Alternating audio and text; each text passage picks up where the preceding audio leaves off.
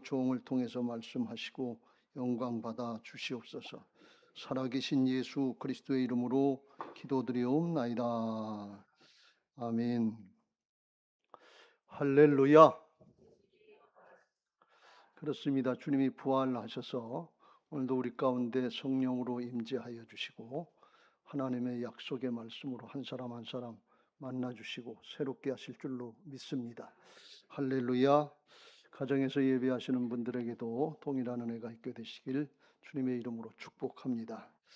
우리가 계속해서 다윗에 관한 말씀을 살펴보는데 요즘에는 특별히 다윗이 사울왕에게 쫓겨서 광야 생활하는 연단의 과정, 고난의 과정을 살펴보고 있습니다. 우리들도 신앙하면서 짧은 인생 가운데 원치는 않지만 고난과 연단의 과정이 우리에게 있습니다. 우리 각자는 생각하기를 내가 당하는 고난, 연단 이게 다른 사람이 당하는 것보다 더 크고 중하다 이렇게 생각되는 것이 우리의 이기적인 생각입니다. 물질 때문에 어려움 당하는 사람은 물질의 문제가 가장 어렵지 이렇게 생각합니다. 그런데 건강 때문에 염려하는 사람은 그까짓 물질은 아무것도 아니다. 건강 문제가 더 중요하지 이렇게 생각합니다. 관계의 문제가 어려움이 있으면 아유 이거 관계가 뒤틀어져서 어디 살겠나 신앙하겠나 또 그렇게 생각합니다. 그런데 진짜 중요한 건 죽음의 문제가 직면하고 생사의 문제가 오락가락하면 앞에서 얘기한 것들은 아무것도 아니다. 그건 아무것도 아니다. 이렇게 생각되는 깨달음이 있습니다. 다윗의 연단의 과정은 정말 어렵고 힘든 과정이었을 것이다 하는 것을 우리가 성경을 통해서 알 수 있습니다. 무슨 잘못을 해서 당하는 고난이 아니고 나라와 민족을 위해서 목숨 걸고 싸워서 승리해서 인기가 올라가니까 사울왕이 시기하고 질투해서 부당한 대우, 애매한 고난이고 왕, 주권자 왕으로부터 핍박받는 인정받고 칭찬받고 더 크게 쓰임받아야 되는데 왕으로부터 이 오해를 받고 쫓겨다니는 신세가 됐어요. 다윗의 마음엔 조금도 반역할 생각이 없고 자기가 나설 생각이 없는데 사울왕 혼자 생각이에요. 자기가 악령에 붙잡혀가지고 다윗이 나를 해하고 왕이 될 거다 하는 그런 생각 때문에 쫓아다니는데 죽이려고 3천 군사를 데리고 쫓아다니니까 이게 얼마나 힘들겠어요. 날마다 죽음의 고비에 있는데 그것도 하루 이틀이 아니라 십수년 동안 그렇게 쫓겨다녔으니까 이게 뭐 얼마나 힘들었겠나 하는 걸 알 수 있어요. 더군다나 설상가상으로 오늘 여기 보면 13절 말씀에 다윗과 그의 사람 600명가량이 그랬어요. 그러니까 600명 보통 성경에서 숫자를 얘기할 땐 20세 이상 장년들을 얘기하는데 600명가량이 남자니까 처자식까지 합치면 뭐 2000명가량 이렇게 되지 않겠어요? 그 사람들 데리고 쫓겨다니는데 제가 아무리 생각해도 십수년 동안 3천 군사를 데리고 쫓아다니는데 그 2000명이면 2000명, 600명, 600명이 어디 숨었겠냐 그런 얘기예요. 사울왕이 말 타고 쫓아오고 그러면 어디로 숨었겠냐. 기적이죠 이게. 하나님의 은혜의 과정을 날마다 체험하지 않았나 그런 생각을 합니다. 그래도 어려운 건 어려운 거지요. 그런데 이 어려움을 겪고서 하나님이 그를 일개 목동에서 이스라엘 통일왕국의 군주로 왕으로 세워주시고 주권자로 세워주시고 하나님의 나라의 역사에 쓰임받는 큰 일꾼으로 세워주신 걸 보면 목동이 일개 한 나라의 왕으로 세워지는 과정에 하나님이 세우시는 훈련의 과정이다 하는 것을 우리가 알 수 있어요. 그 어려운 과정을 겪고 나서 나중에 다윗이 고백하기를 이렇게 고백을 합니다. 시편 23편에 여호와는 나의 목자시니 내게 부족함이 없으리로다. 그렇게 어렵고 힘든데 양처럼 목자를 신뢰하고 따르니까 부족함이 없다는 거예요.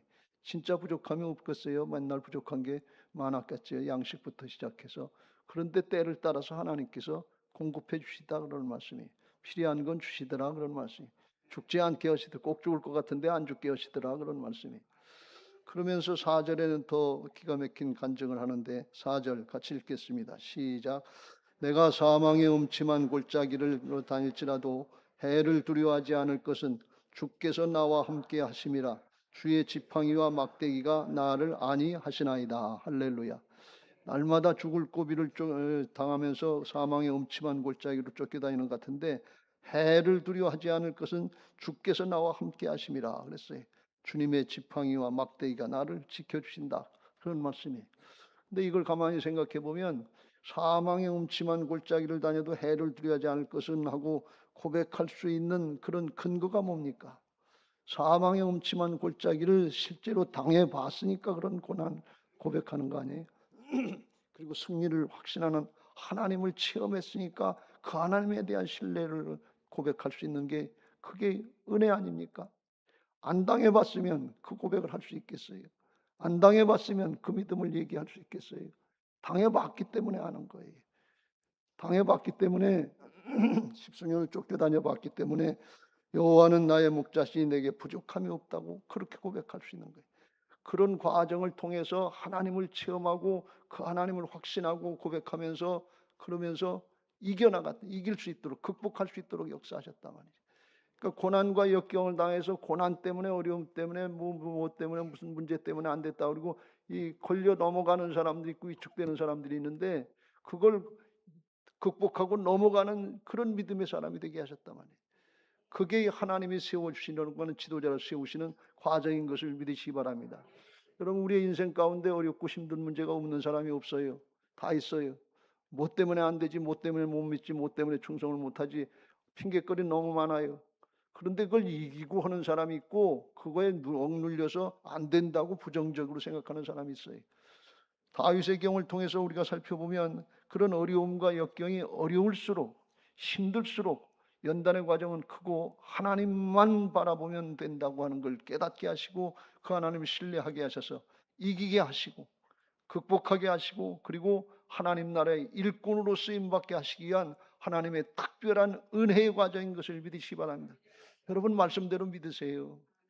인간적인 판단, 내 문제는 더 크지, 내 문제는 다르지 이렇게 생각하시지 말고 다윗과 역사하시는 하나님이 살아계셔서 이제도 나와 함께 하시고 떠나지도 아니하시고 버리지도 아니하시고 영원토록 함께 하시는 부활의 주님 살아계신 하나님이신 것을 믿으시기 바랍니다.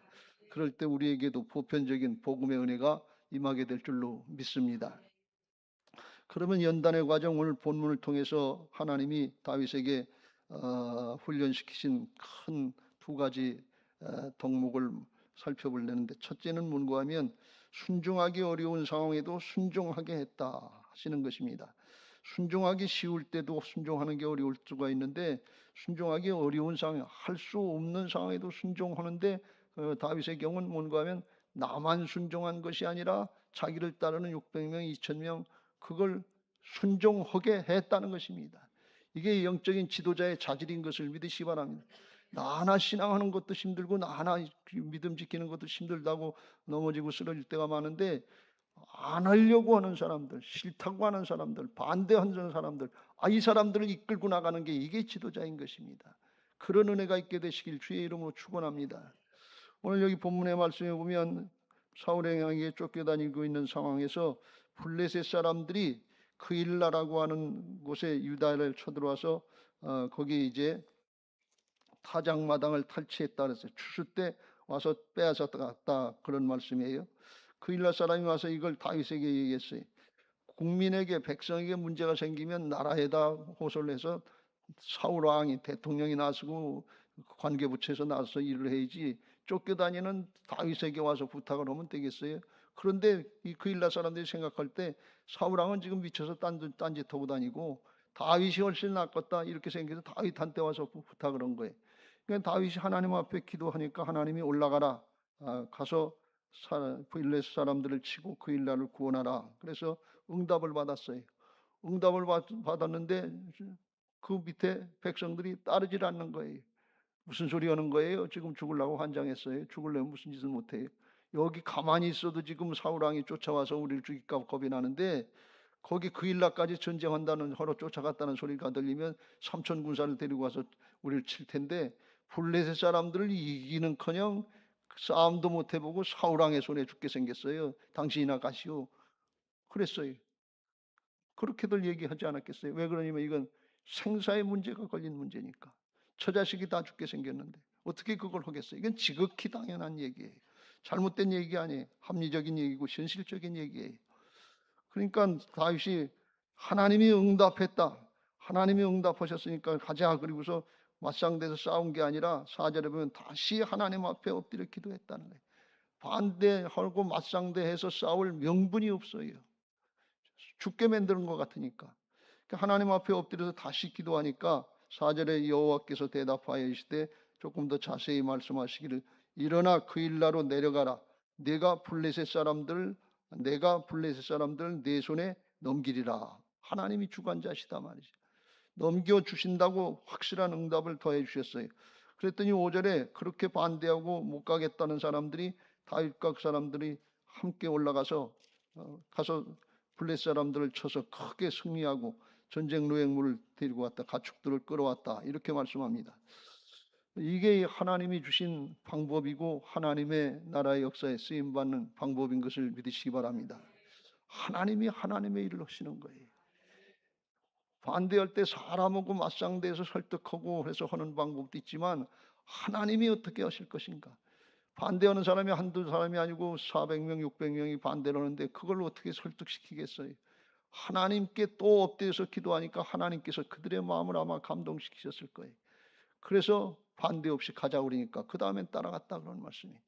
이게 지도자의 영적인 자질인 것을 믿으시기 바랍니다. 그렇게 해야 하나님의 역사에 쓰임받게 될 줄로 믿습니다. 이 400명 600명 그 부하들이 주장한 주장이 잘못된 게 아니고 당연한 거라고 그랬죠. 그걸 육신의 생각이다 이렇게 말씀하고 영의 생각을 따라야 된다. 성경은 이렇게 말씀합니다. 로마서 8장 5절 6절에 육신을 따르는 자는 육신의 일을, 영을 따르는 자는 영의 일을 생각하나니 육신의 생각은 사망이요 영의 생각은 생명과 평안이라 그랬어요. 육신의 생각은 뭔가 우리가 살면서 현실 가운데 느끼고 보고 판단하고는 현실적인 생각들, 이성적인 판단들, 이게 육신의 생각이에요. 그러니까 400명 600명이 하는 얘기는 지극히 당연한 얘기. 죽게 생겼는데 어딜 가요? 죽으려면 무슨 짓을 못해요. 당신이나 가려면 당신이나 가시오. 이렇게 얘기하는 게 지극히 당연한 얘기예요. 생사의 문제가 달렸으니까. 그런데 영의 생각은 뭐냐? 영의 생각은 하나님의 말씀, 성령이 주시는 음성, 여기에 근거해서 생각하는 것이 영의 생각인 것을 믿으시기 바랍니다. 하나님은 영이시니 이게 믿음의 생각이에요. 믿음은 영적인 차원이에요. 그러니까 다윗 한 사람만 영적인 생각을 하고 있는 거예요. 하나님이 주신 말씀에 근거해서 가자 그런 말씀이에요. 그런데 나머지 400명, 600명은 안 됩니다. 현실이 아닙니다. 그리고 못 가겠다는 거예요. 그럼 이걸 어떻게 바꿔요? 이런 예를 우리가 구약에서 자주 보는데 12명의 정탐꾼들이 가나안 땅을 정탐하고 들어와서 가나안 땅에 들어가서 하나님이 차지하라고 그랬는데 그중에 12명 중에 10명이 가서 보니까 기골이장대한 거인들이 안악자손들이 많고 견고한 성 여리고성 같은 그런 성들이 있고 그들은 훈련받은 군사이기 때문에 우리는 거기에 비교해 보면 메뚜기같이 작은 존재다. 가면 안 된다. 거기 가면 죽는다. 못 들어간다. 가지 말자. 애굽으로 돌아가자. 그게 현실적인 생각이에요. 틀린 얘기가 아니에요. 가서 보고 와서 하는 얘기예요. 근데 여호수아와 갈렙은 똑같이 가서 보고 왔는데 그런 얘기하지 않고 아니다. 하나님이 허락하신 약속의 말씀이 있다. 언약의 말씀이 있다. 하나님 살아계셔서 우리와 함께 하신다. 들어가자. 이게 영의 생각이에요. 믿음의 생각이에요. 그러니까 현실적인 사람들이 보면 저거 바보지. 죽으려면 저나 죽지 왜 남까지 끌고 가서 죽이려고 그래. 그런데 나중에 보니까 그 반대한 사람들 12명 중에 10명이 의견을 따르고 온 국민이 반대하고서 울고불고 통곡을 하고 애굽으로 돌아가자는데 광야에서 다 죽었어요. 그리고서 여호수아 갈렙은 하나님의 약속의 말씀 믿고 믿음으로 나가니까 가나안 땅을 정복하고 거기서 하나님의 은혜를 누리게 된 줄로 믿습니다. 생명과 평안이 있다는 말씀. 왜요? 하나님이 주관하시기 때문에 그래요. 우리는 신앙한다고 하면서 하나님을 믿는다고 하면서 하나님을 잊어버릴 때가 너무 많아요. 하나님의 말씀을 잊어버리고 순종하지 않는 게 하나님을 잊어버리는 거라고 그랬죠. 그리고서 신앙하고 내가 주인 노릇하고 내가 하나님 노릇하면서 신앙하는 줄 아는데 그건 육신을 따르는 잘못된 신앙이에요. 로마서 8장 13절 14절에 보면 그런 말씀이 나와요. 너희가 육신대로 살면 반드시 죽을 것이로되 영으로서 몸의 행실을 죽이면 살리니 무릇 하나님의 영으로 인도받는 사람은 곧 하나님의 아들이라. 하나님의 자녀다. 우리가 육신으로 신앙하면서 신앙 열심히 하는 줄 알고 착각하는 경우가 너무 많아요. 인간적인 열심, 자기의 이게 신앙이 아니에요. 그거 하다가 안 되면 성질내고 화나고 자기를 드러내려고 하고 그러고 싸우고 다투고 갈라지고 그래요. 그건 신앙 아니에요. 하나님의 말씀, 자기를 쳐서 복종시키고 자기를 부인하고 순종할 때 그때 하나님께서 성령님께서 함께 하시는 역사가 하나님의 일인 줄로 믿습니다. 이게 영의 생각이에요. 다윗이 영을 따르는 신앙을 하고 있는 거예요. 지금 나머지 사람들이 볼 때는 이거는 이해가 안 되는 거예요. 맞지 않아요. 도른 사람 갖고 그건 광신자나 하는 얘기지 그거 어떻게 그런 얘기를 하냐 말이지. 그런데 하나님의 역사는 하나님이 이루시는 거예요. 하나님의 차원으로 변화받게 되시길 주의 이름으로 축원합니다. 그래서 우리 육신의 생각이 영의 생각으로 바뀌어져야 돼요. 왜 그러냐? 우리가 영으로 거듭난 하나님의 자녀들이 됐기 때문에 그래요. 육으로 난 것은 육이요 영으로 난 것은 영이라 그랬어요. 이제 영적인 존재가 돼서 영이신 하나님과 통할 수 있도록 존재가 바뀌어진 것을 믿으시기 바랍니다.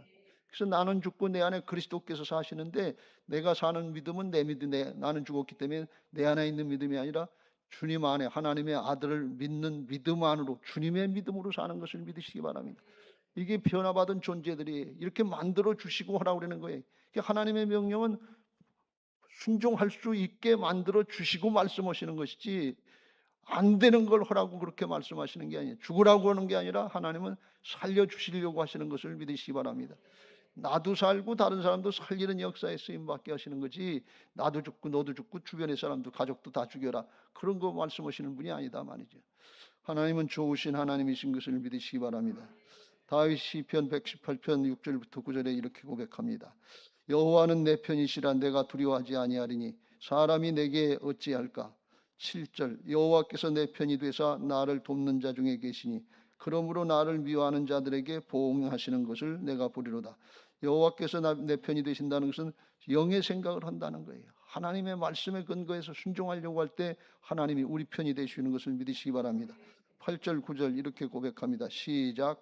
여호와께 피하는 것이 사람을 신뢰하는 것보다 나으며 여호와께 피하는 것이 고관들을 신뢰하는 것보다 낫도다. 할렐루야. 우리가 평생 신앙하면서 하나님의 말씀을 따르고 순종하는 것보다 내 생각, 사람의 방법, 세상의 경우를 따르는 것이 유익한 줄 알고 그걸 따라가면서 생각하고 살아가는 경우가 많은데 이거 바꾸시길 주의 이름으로 축원합니다. 하나님을 믿는다고 하면서 말씀을 따르지 않고 순종하지 않고 내 생각을 따르고 세상의 방법을 따른다고 그러면 세상 신을 따르는 거지요. 그거 바뀌어져야 될 줄로 믿습니다. 그때 하나님이 역사하실 줄로 믿습니다. 그래서 우리에게 신앙하는 것은 영적인 싸움의 과정이기 때문에 하나님 앞에 말씀 붙잡고 기도하고 순종하는 거룩이 능력인 것을 믿으시기 바랍니다. 광야 출애굽 이스라엘 백성들에게 40년 동안 하나님께서 광야 생활을 광야를 뺑뺑 돌게 하신 이유가 있어요. 8장 2절과 3절의 신명기에 이렇게 말씀합니다. 내 하나님 여호와께서 이 40년 동안에 내게 광야 길을 걷게 하신 것을 기억하라. 왜 그랬냐? 이는 시작. 이는 너를 낮추시며 너를 시험하사 내 마음이 어떠한지 그 명령을 지키는지 지키지 않는지 알려 하심이라. 하나님의 말씀을 따르는지 안 따르는지 그걸 보기 위해서 40년 동안 기다렸단 말이죠. 그러니까 40년 동안 기다리도 순종을 하지 않으니까 가나안 땅에 못 들어가고 거기서 죽었어요. 60만이 죽었어요. 출애굽 1세대들이. 이게 무슨 말씀이에요? 이게 오만 말씀 아니에요? 40년을 기다리려도 하나님의 말씀을 따르지 않으면 아닌 건 아니다 그런 말씀이에요. 60만이 다 죽어 나자빠지더라도 아닌 건 아니다 그런 말씀이에요. 이게 얼마나 오만 말씀이에요. 근데 우리는 대충 말씀 따르지 않고 내 생각과 판단으로 세상의 경우를 따라서 하려고 그러면 출애굽 1세대하고 똑같은 거예요.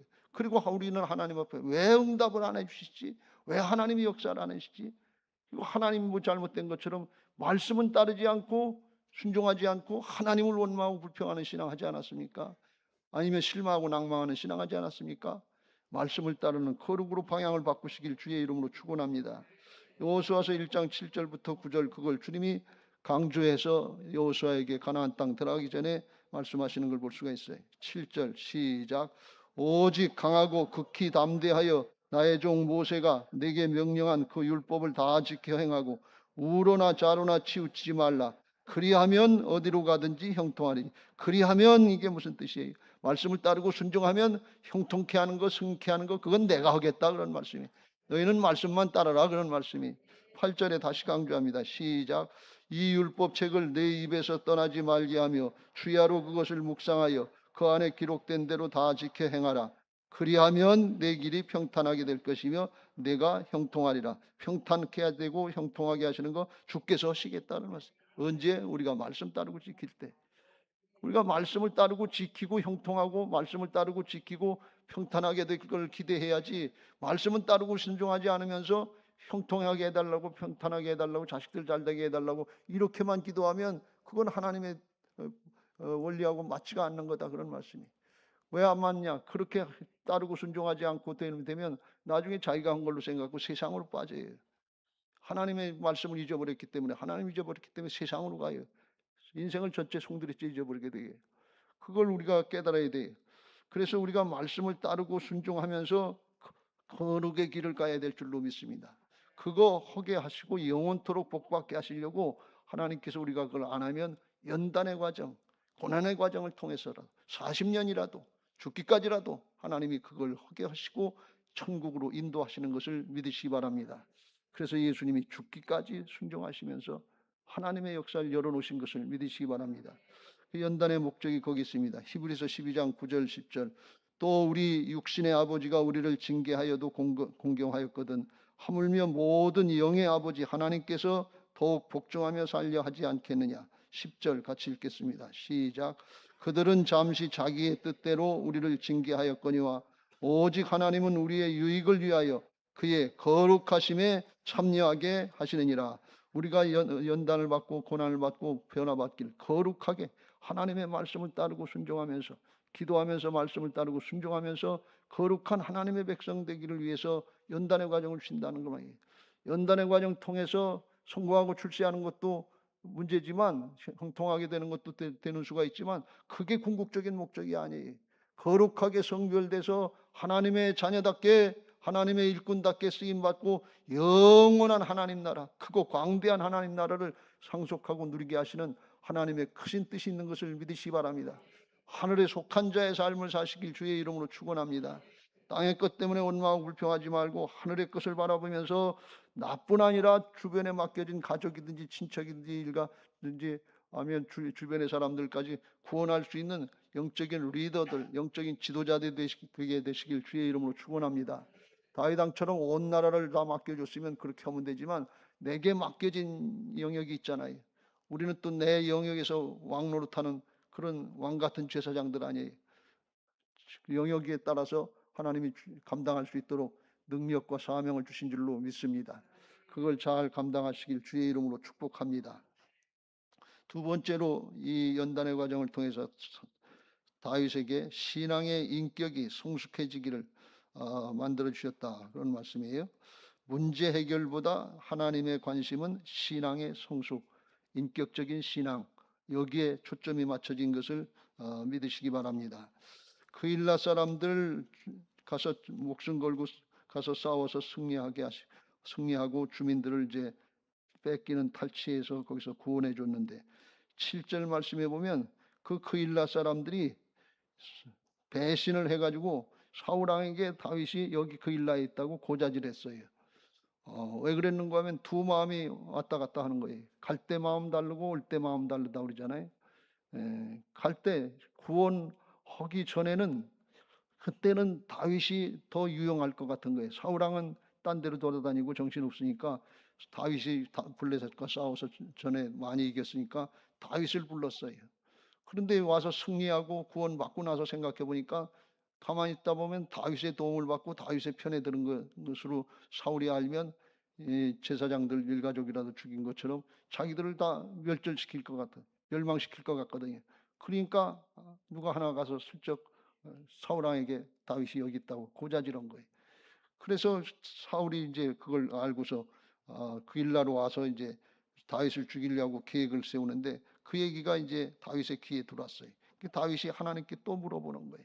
10절부터 12절에 그걸 물어보는데 크게 두 가지를 물어봅니다. 하나는 사울 왕이 진짜 여기 그일라로 내려오겠습니까? 그러니까 하나님께서 그가 내려올 거다.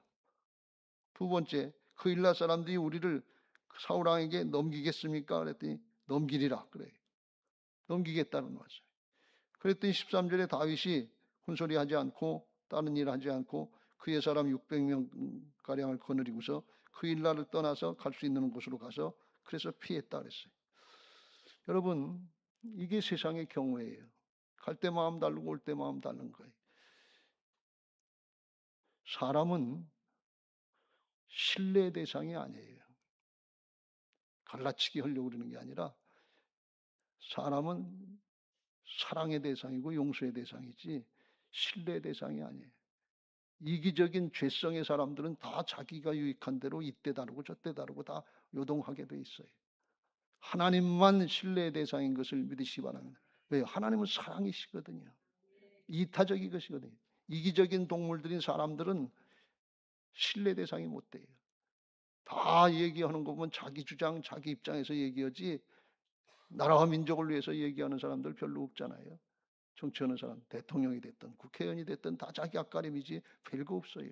그건 인격이 지위나 권력은 가진 것 같은데 사람 됨 되면 인격이 바로 되질 않은 거예요. 하나님이 그 인격 훈련을 시키는 거예요, 지금. 다윗 생각할 때 얼마나 분하겠어요. 목숨 걸고 구해줬는데 나를 배신하고 우리를 배신하고 죽음에 넘겨줘? 그 말이 되는 얘기예요? 안 되는 얘기지요. 그러면 분노가 나고 화가 나고 분이 나서 이 보복하고 너희들 그럴 수가 있냐 그러고서 성질이라도 낼 텐데 그러지 않았다는 거예요. 그건 하나님께 맡기고 그냥 조용히 피했다 그런 말씀이에요. 그러니까 하나님이 어떻게 하셨냐? 14절 같이 읽겠습니다. 시작. 다윗이 광야의 요새에도 있었고 또 십광야 산골에도 머물렀으므로 사울이 매일 찾되 하나님이 그를 그의 손에 넘기지 아니하시니라. 할렐루야. 하나님이 갚아주시더라 그런 말씀. 하나님이 넘치게 갚아주시는 것을 믿으시기 바랍니다. 여러분 세상의 것 너무 연연하지 마세요. 하나님 나라에서 아주 넘치도록 갚아주셨어요. 기대하시고 사시기 바랍니다. 하나님의 나라의 역사는 재앙이 아니라 소망이요 평강인 것을 믿으시기 바랍니다. 세상의 것 때문에 실망하고 낙망하고 위축당하고 염려하고 근심하지 말고 하늘의 걸 바라보고 할렐루야 하면서 주님을 찬양하면서 찬송하면서 나가는 복된 신앙들 되시길 주의 이름으로 축원합니다. 예수님이 생명을 내주시고 우리에게 넘치도록 다 갚아주시고 복음을 이루어놓으신 것을 믿으시기 바랍니다. 그래서 베드로전서 2장 19절 이후에 이걸 이렇게 말씀합니다. 다윗으로 하여금 이걸 깨닫게 하시고 그리고 주님의 성품을 닮은 모습으로 바꿔주시고 또 상처 입은 것 같은데 배신당한 것 같은데 상처 입은 치유자가 될 수 있도록 예수님의 모습을 나타내는데 쓰임받게 하신 줄로 믿습니다. 상처를 받아봐야 받을 줄 알아야 그래야 상처 입은 치유자가 되지요. 어려움과 역경을 당하고 배신당해봐야 주님의 성품이 닮는 게 모습이 나오죠. 빨딱빨딱 그냥 순간적으로 다 반작용이 일어나는 것처럼 맞아치고 맞상대오고 그러면 그런 일 없어요. 주님의 모습을 바라보고 예수님만 바라봐야 될 줄로 믿습니다. 베드로전서 2장 19절 이후에 부당하게 고난을 받아도 하나님을 생각함으로 슬픔을 참으면 이는 아름다우나 죄가 있어 매를 맞고 참으면 무슨 칭찬이 있으리요. 그러나 선을 행함으로 고난을 받고 참으면 이는 하나님 앞에 아름다우니라. 다윗이 선을 행했잖아요. 그 일라 사람들 목숨 걸고 건져줬잖아요. 그런데 돌아온 건 고난이고 배신이 돼. 근데 그거 참으니까 하나님 앞에 아름다운 성품의 모습으로 주님의 모습으로 바뀌어지는 것을 믿으시기 바랍니다. 우리 성도들을 그걸 위해서 불러주셨다 그랬어요. 이를 위하여 너희가 부르심을 받았으니 그리스도도 너희를 위하여 고난을 받으사 너희에게 본을 끼쳐 그 자취를 따라오게 하려 하셨느니라. 예수님의 모습 보고 따라올 수 있도록 믿음의 사람, 성품의 사람, 인격적인 신앙과 더 나가서 상처 입은 치유자라도 감당할 수 있는 여기까지 하나님이 축복하시려고 우리를 불러주신 것을 믿으시기 바랍니다. 문제 해결 하나 둘 하고 그 다음에 주님이 있는지 아니 계신지 말씀이 있는지 없는지 그냥 내 마음대로 사는 그런 신앙 말고 진짜 주님과 영으로 하나가 돼서 하나님 나라 역사의 끝까지 쓰임받고 선한 싸움 싸우고 달려갈 길 마치고 믿음 지키고 면류관 받아서 승리할 때까지 우리를 지켜주시려고 하시는 것을 믿으시기 바랍니다. 그래서 주님은 그랬어요. 23절 같이 읽겠습니다. 시작. 욕을 당하시되 맞대어 욕하지 아니하시고 고난을 당하되 위협하지 아니하시고 오직 공의로 심판하시는 이에게 부탁하면 다윗이 그랬잖아요. 배신당했는데 맞상대해서 싸우려고 하지 않고 보복하지 않고 주님께 맡기고 하나님께 맡기고 나가니까 이게 상처 입은 치유자가 되는데 인격적으로 정말 좋은 신앙이 됐다면 주님을 닮은 모습이. 그 상처 입은 치유자가 되면 어떤 역사가 있느냐. 24절. 친히 나무에 달려 그 몸으로 우리를 죄를 담당하셨으니 이는 우리로 죄에 대하여 죽고 의에 대하여 살게 하려 하심이라. 그가 채찍에 맞음으로 너희는 나음을 얻었나니. 상처 입은 치유자가 된다는 뜻은 무슨 뜻인가 하면 예수님이 자기 죄값으로 죽은 게 아니잖아요. 자기 죄값으로 죽으셨다 그러면 우리에게 구원의 은혜가 없어요. 우리의 죄를 담당하시고 대신 죽어주셨기 때문에 우리가 믿으면 구원받는 것을 믿으시기 바랍니다. 예수님이 자기 죄 때문에 채찍에 맞으신 게 아니에요. 자기 죄 때문에 채찍에 맞았으면 예수님이 채찍에 맞아도 우리에게 나음이 없어요.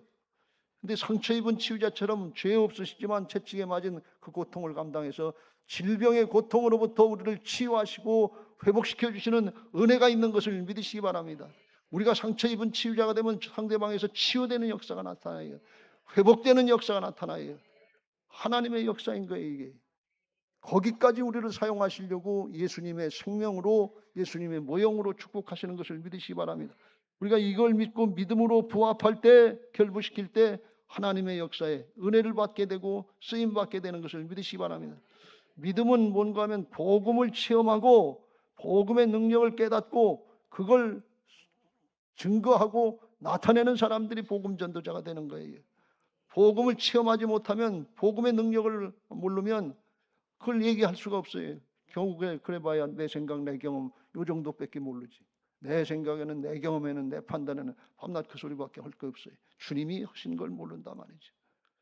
히브리서 4장 2절. 그들과 같이 우리도 복을 전함을 받은 자이나 들은 바 그 말씀이 그들에게 유익하지 못한 것은 듣는 자가 믿음과 결부시키지 아니함이라. 오늘 다윗의 얘기로 끝나지 말고 이게 내게 주는 주님의 음성, 레마의 말씀인 것을 믿으시기 바랍니다. 수천 년 전에 일어났던 다윗의 얘기가 우리하고 무슨 상관이 있겠어요? 근데 영적인 하나님 나라에서는 과거, 현재, 미래가 없어요. 믿음으로 받는 그 순간에 믿음으로 하나가 되고 영적인 역사는 우리에게 나타나는 것을 믿으시기 바랍니다. 할렐루야. 그게 육신의 생각을 영의 생각으로 바꾸는 역사인 것을 믿으시기 바랍니다. 로마서 8장 5절 6절 다시 한번 읽겠습니다. 시작. 육신을 따르는 자는 육신의 일을, 영을 따르는 자는 영의 일을 생각하나니. 6절. 육신의 생각은 사망이요 영의 생각은 생명과 평안이라. 말씀에 근거한 영의 생각으로 바뀌어질 때 살리는 역사가 있고 평강의 역사가 있어서 문제가 해결되는 은혜가 있게 될 줄로 믿습니다. 그걸 주님의 생각으로 바꾸는 게 이게 영의 생각인데 이게 쉽지 않잖아요. 우리가 평생 가지고 있는 고정관념들, 고집들, 완악해서 굳어진 것들 이게 많잖아요. 그걸 바꿔야 되는데 그게 우리 믿음의 과정이고 성화의 과정이에요. 그건 아는 잘 안 되지만 내 안에 주인으로 오신 주님의 주권을 인정하고 따라가려고 할 때 은혜로 바뀌어지는 역사가 있는 줄로 믿습니다. 로마서 10장 9절 10절 같이 읽겠습니다. 시작. 내가 만일 내 입으로 예수를 주로 시인하며 또 하나님께서 그를 죽은 자 가운데서 살리신 것을 내 마음에 믿으면 구원을 받으리라. 생각으로 믿고 주님의 살아계신 역사, 주님이 주인 되신 역사, 나는 죽고 내 안에 주님이 주인 되셨다는 걸 믿고 이제 따르면 구원받는다는 말씀. 그걸 다시 10절에 이렇게 표현합니다. 시작. 사람이 마음으로 믿어 의에 이르고 입으로 시인하여 구원에 이르느니라. 할렐루야. 여기서 구원은 1차 구원인 영혼 구원이 아니라 우리의 문제 가운데서도 구원해 주신다. 그런 말씀이에요. 십자가 보혈의 능력, 치유의 능력이 나타나게 될 줄로 믿습니다. 예수님이 십자가를 지시고 죽고 사셔서 사망 권세를 이기시고 부활하셔서 하늘에 신령한 모든 은혜와 능력을 다 가지고 예수님을 영접하는 사람들에게 마음속에 와 계세요. 예수님 안에 생명이 있는 줄로 믿습니다. 그 예수님 안에 치유가 있는 줄로 믿습니다. 그 예수님 안에 축사가 있는 줄로 믿습니다. 그 예수님 안에 막힌 다음에 허락지게 하시고 공급의 은혜, 부여함의 은혜가 있는 줄로 믿습니다. 예수님 안에 신령한 은혜가 다 있어요. 근데 영 안에 들어와 있는 거예요. 우리 혼과 육신은 죄성에 물들어서 그걸 육신적인 생각으로다가 이성적으로 판단해서 아니다 내가 지금 아파 죽겠는데, 내가 힘들어 죽겠는데, 내가 지금 어려워 죽겠는데 죽 같다 소리만 하는데 주님은 살려놓으시고 해결해 놓으셨다 그러는데 안 믿어지는 거예요. 믿을 수가 없는 거예요. 이걸 물리치고 주님의 주권 인정하고 따라갈 때 영 안에 있던 주님의 신령한 은혜들이 혼을 다스리고 몸을 다스려서 치유하고 사람을 바꿔놓고 살리는 역사에 쓰임받게 하시고 구원하는 역사에 쓰임받게 하실 줄로 믿습니다. 그게 주님이 다윗을 다루는 방법이었어요. 그게 오늘 우리에게도 여러분에게도 임하게 되시길 주의 이름으로 축원합니다. 이제 말씀을 마무리합니다. 여러분 주님의 주권 인정하고 따라가는 부활신앙으로 거듭난 부활신앙으로 고난을 낭비하지 않게 되시길 주의 이름으로 축원합니다. 하나님은 특별한 은혜로 우리에게 고난과 연단의 과정을 주시고 훈련시키시는데 하나님은 왜 나한테 이렇게 하냐고 원망하고 불평하고 실망하고 낭망했으면 세월만 잊어버리는 거예요. 낭비하는 거예요. 하나님의 뜻을 붙잡고 첫째 어려울수록 믿음 더욱 지키시길 주의 이름으로 축원합니다. 우리는 오늘은 편하고 쉽게 살다 가면 좋을 것 같은데 하나님 나라 차원에서 보면 그거 아니에요. 주님 앞에 가면 어렵고 힘들게 고난과 역경과 핍박과 순교의 현장에서 믿음 지키다 주님 앞에 가면 주님이 잘했다 칭찬받는 착하고 충성된 종들로 주님 보좌 옆에 앉는. 근데 어렵지 않고 힘들지 않고 그냥 모태신앙으로 태어나서 별 어려움 없이 대한민국 같은 나라에서 그냥 성수질 잘할 수 있고 그런 데 가면 별거 한 게 없어요. 그건 좋을 것 같은데 하나님 나라 차원에서 보면 좋은 게 아니에요. 고난당한 것이 내게 유익이 되는 것을 믿으시기 바랍니다. 영적인 차원 하나님 나라 차원에서 하나님 나라에 속한 자들로서 하늘의 것을 바라보면서 넉넉히 이겨나가게 되시길 주의 이름으로 축원합니다. 고린도후서 4장 16절부터 18절 읽고 마치겠습니다. 시작. 16절. 그러므로 우리가 낙심하지 아니하노니 우리의 겉사람은 낡아지나 우리의 속사람은 날로 새로워지도다. 17절. 우리가 잠시 받는 환난에 경한 것이 지극히 크고 영원한 영광에 중한 것을 우리에게 이루게 하매니. 18절. 우리가 주목하는 것은 보이는 것이 아니요 보이지 않는 것이니 보이는 것은 잠깐이요 보이지 않는 것은 영원함이니라. 할렐루야. 여기서 우리가 당하는 거 아주 굉장한 건데 같은데 그건 잠시 잠깐 경한 거다. 아주 가벼운 거다 그랬어요. 하나님 나라의 것은 영원한 것이고 중요한 것이고 우리에게 큰 것인 것을 믿으시기 바랍니다.